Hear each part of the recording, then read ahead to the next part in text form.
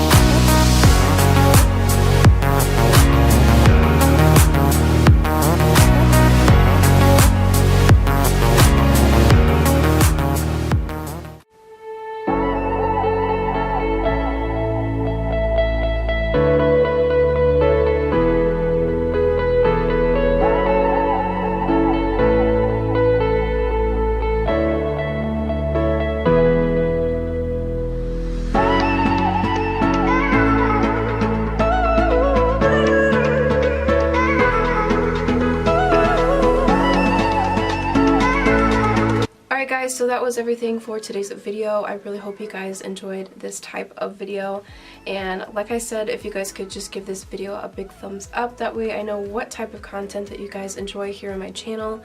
But otherwise, I will see you guys in my next video. Bye!